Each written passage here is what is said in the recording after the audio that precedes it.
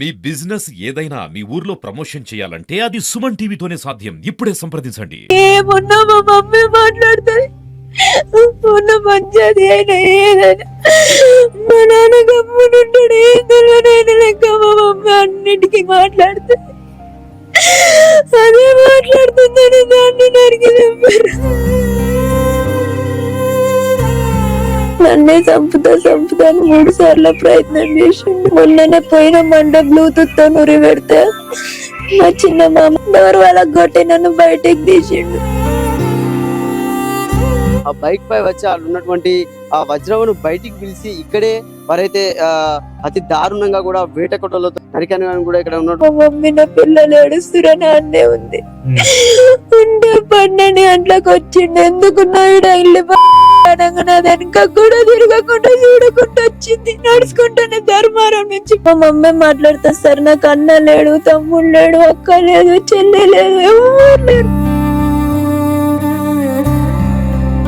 సిద్దిపేట జిల్లా మద్దూరు మండలంలోని బంజారా గ్రామంలో నిన్న సాయంత్రం ఒక ఉలిక్కిపడే ఘటన అయితే చోటు చేసుకుంది. అత్తను పిల్లనిచ్చి పెళ్లి చేసినటువంటి అత్తను అతి దారుణంగా ఒక అల్లుడైతే ఆ వేట కొడవలతో వాళ్ళ యొక్క తమ్ముని సహాయంతో కూడా నరికి చంపడం అయితే జరిగింది. ప్రస్తుతం అయితే మనము బంజారా గ్రామానికి అయితే రావడం జరిగింది. అసలు హత్య ఎందుకు చేశాడు అల్లుడు?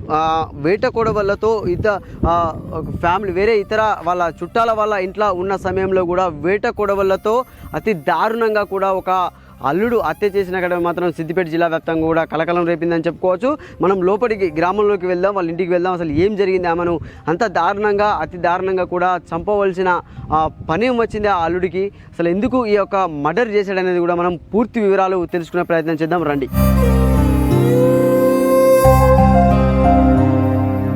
అల్లుడి చేతిలో వేట కొడవల్ల తో హత్య చేయబడినటువంటి వజ్రవ వాళ్ళ ఇంటికైతే రావడం జరిగింది. అంటే వాళ్ళ కూతురి విషయంలో, అంటే వాళ్ళ కూతురికి వాళ్ళ అల్లునికి కొన్ని రోజులుగా కూడా ఫ్యామిలీ ప్రాబ్లమ్స్ కొనసాగుతున్న నేపథ్యంలో కూడా మంచిగా ఉండాలి, మంచిగా సంసారం చూసుకొని మంచిగా ఉండు బిడ్డ అని చెప్పినటువంటి వజ్రవని అతి దారుణంగా వేట కొడవలతో ఇద్దరు అన్నదమ్ములు కూడా నరికి చంపడం అనేది సిద్దిపేట జిల్లాలో మాత్రం కలకలం రేపింది. ప్రస్తుతం అయితే మనం ఈ బంజారా ఊర్లో అయితే ఉన్నాము. వాళ్ళ కుటుంబ సభ్యులు అయితే కన్నీరు మున్నీరుగా విలపిస్తున్నారు. వాళ్ళ కూతురు అయితే ఉన్నారు. అసలు వాళ్ళు అంటే చాలా దారుణమైనటువంటి విషయం.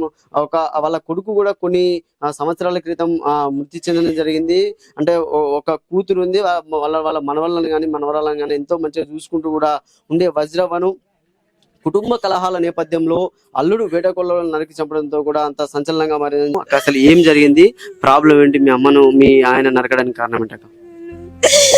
మా నాన్న ఏం మాట్లాడాడు, ఏమున్నా మా మమ్మీ మాట్లాడుతుంది. ఉన్న మంచిది అయినా ఏదైనా మా నాన్న గమ్మునుంటాడు. ఏం తెలియనైనా లెక్క మా మమ్మీ అన్నిటికీ మాట్లాడుతుంది.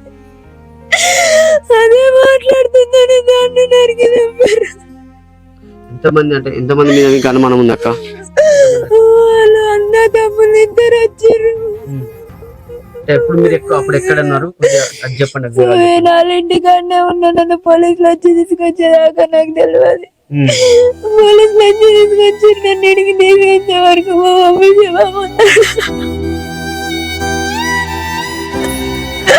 ఇప్పుడు ఇక్కడి నుంచి మీరు ఒక పంచాయతీ జరిగిందని చెప్పారు. ఇక్కడి నుంచి ఎప్పుడు వెళ్ళారు మీరు? ఇదివరకు ఎక్కడ ఉండేది? సండే రోజు పోయినాం మేము. అంత ముందు వారం నుండి ఆడే ఈడ ఉంటే ఏం చేస్తారో అని మా బాబాయ్ వాళ్ళ ఇంటికాడ ఉన్నాం. సండే మార్నింగ్ 10:30కి నన్ను వదిలేసి వచ్చిర్రు. నా పిల్లలు ఏడుస్తురని మా బాబాయ్లు మా డాడీ వచ్చేసిర్రు. మా మమ్మీ నా పిల్లలు ఏడుస్తురని ఆడనే ఉంది.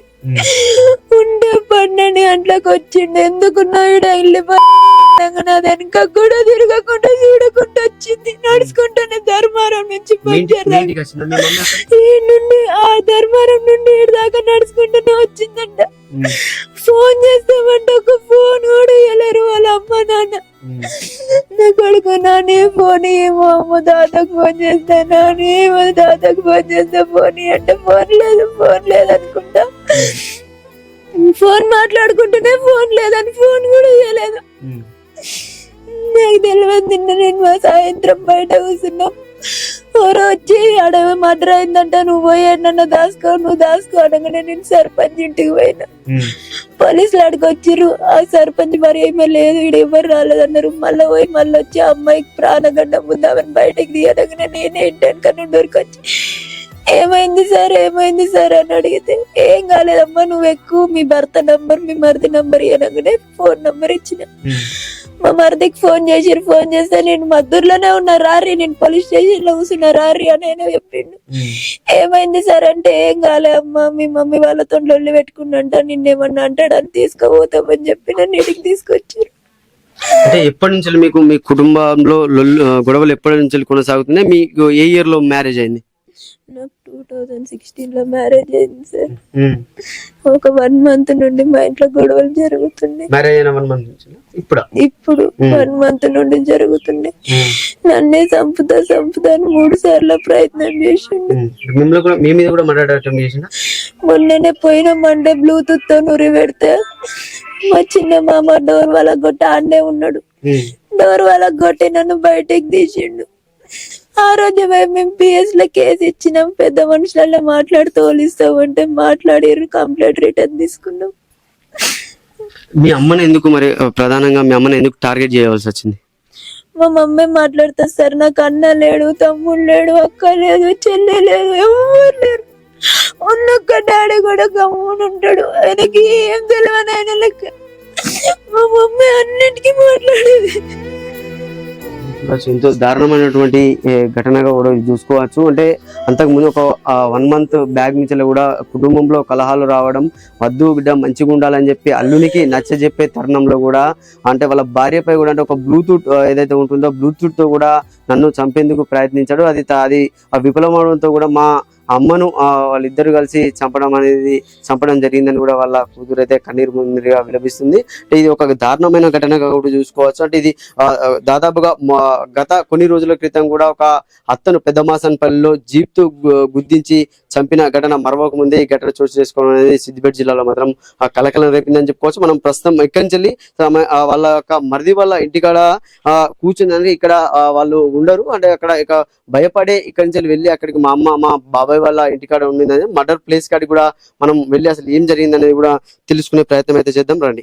సో వాళ్ళ అల్లుడు ఎవరైతే ఉన్నారో మహేష్, ఇక్కడ ఉన్నటువంటి వజ్రం అనేది ఇదే ఇంట్లో ఇక్కడ వారితో కూడా కొద్దిగా కాలాన్ని ముచ్చట పెట్టేందుకు కూడా ఇక్కడికి ఈ ఇంటికే రావడం జరిగింది. ఇంటికి వచ్చిన తరుణంలో కూడా మహేష్ హరీష్ ఎవరైతే ఇద్దరు ఉన్నారో అన్నదమ్ములు కూడా ఆ బైక్ పై వచ్చి వాళ్ళు ఉన్నటువంటి ఆ వజ్రమును బయటికి పిలిచి ఇక్కడే వారైతే అతి దారుణంగా కూడా వేటకొట్టలో నరికాని కూడా ఇక్కడ ఉన్నటువంటి గ్రామస్తులు కానీ ఆ గ్రామస్తుల వాళ్ళ కూతురు అయితే చెప్పిన పరిస్థితి మనకు కనబడుతుంది. ఇక్కడ ఇదే చోట మనం చూస్తున్నటువంటి విజువల్ చూడండి, ఇదే ఇంట్లో అక్కడ ఉన్నటువంటి ఆ ఇంట్లో వజ్రవ్వ వాళ్ళ సంబంధించిన బంధువుల ఇంట్లో మాట్లాడుతున్న ఆమెను ఇక్కడికి వచ్చినటువంటి వాళ్ళ అల్లుడు ఎవరైతే ఉన్నారో హరీష్, వాళ్ళ తమ్ముడు మహేష్ ఇద్దరు ఎవరైతే ఉన్నారో హరీష్ మహేష్ కూడా ఇక్కడికే బయటకు వచ్చిన తర్వాత అతి దారుణంగా కూడా వేటకొడవలతో ఆమెపై ఆ దాడి చేయడంతో కూడా అంటే ఇక్కడ ఉన్నటువంటి మెడ ప్రాంతంలో కానీ ఇక్కడ చేతుల ప్రాంతంలో కానీ ఇతర ప్రాంతాల్లో వేటకొడవలతో అతి దారుణంగా కూడా దాడి చేయడంతో కూడా ఆమె ఇక్కడిక్కడే ప్రాణాలు అయితే వదలడం జరిగింది. అంటే ఎంత